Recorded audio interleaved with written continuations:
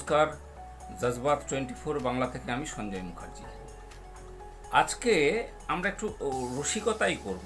প্রতিদিন হচ্ছে কি বাংলাদেশের সনাতনীদের ওপর যেসব যা অত্যাচার চলছে, আমরা প্রত্যেকেই খুব রাগান্বিত এবং খুব বিরক্ত। একটা নির্বাচিত সরকারকে বিদায় করে একটা কেয়ারটেকার গভর্নমেন্ট এসে সেখানকার সংখ্যালঘুদের ওপর যেভাবে অত্যাচার করছে, এটা সারা বিশ্ব নিন্দা করছে। কিন্তু প্রতিটা মানুষের রাগের এক একটা বহিঃপ্রকাশ এক এক রকম। যেমন আজকে আমরা একটু খুব মজা করেই বলছি, আমাদের যে আজকের টপিকসটা পদ্মা পাড়ে পিকনিক। কেন এটা?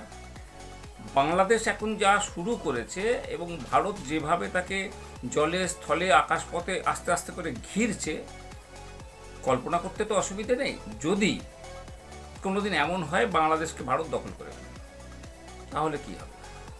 কিছুদিন আগেও যেমন আমরা কাশ্মীরে কিছু বছর আগে কাশ্মীরে যেতে আমরা ভয় পেতাম, এখন কিন্তু আমরা কাশ্মীরে খুব বেড়াতে যাচ্ছি। তো বাংলাদেশটাকেও যদি দখল করে তাহলে কি হতে পারে? Just imagine. ওরা তো অনেক বড় বড় কথা বলে, ওই সামান্য একটা পশ্চিমবঙ্গর যা আয়তন, প্রায় সমান আয়তনের একটা দেশ, হ্যাঁ, তারা ভারতবর্ষের সঙ্গে পাঙ্গা নিচ্ছে। তা ওদের মতো গণ্ডমূর্খ তো সারা পৃথিবীতে কেউ আছে বলে মনে হয় না। হ্যাঁ, তো তাহলে একটা চিন্তা করি, যদি ওরা আমরা যদি ভারতবর্ষ যদি ওরা দখল করে নেয় তাহলে কি হতো? আমাদের এখানে বহু বন্ধু বান্ধব পরিজন আছে যাদের প্রচুর বিঘেকে বিঘে সম্পত্তি ছিল, যেটা ওরা দখল করে নেয়। সেই সব ছেড়ে সবাইকে এখানে চলে আসতে হয়েছে, 71 সালে আসতে হয়েছে। এখন তো চোখের সামনে আমরা প্রতিদিনই দেখছি, হ্যাঁ, যেটা ওরা দখল করে নিচ্ছে, মারধর করে তাড়িয়ে দিচ্ছে। বিভিন্ন প্রফেসর, তারা বিভিন্ন ভালো ভালো পদে চাকরি করতেন, তাদের জোর করে তাদের পদত্যাগপত্র দিতে বাধ্য করাচ্ছেন। তো যাই হোক, যদি এমন হতো তাহলে কীরকম হতো? আমরা 7 দিন 10 দিনের ছুটিতে বাংলাদেশে যেতাম, জমিয়ে পিকনিক করতাম। আর তখন তো আর বাংলাদেশ বলে কিছু থাকবে না, তখন ধরুন একটা রাজ্যই হলো। শেখ হাসিনাকে আবার বসিয়ে দেওয়া হলো, আর এখন শেখ হাসিনার যে অবস্থা, সেখানে কিন্তু আর ওই মুসলিম সেনারা ওনাকে প্রোটেকশন দিতে পারবে বলে মনে হয় না।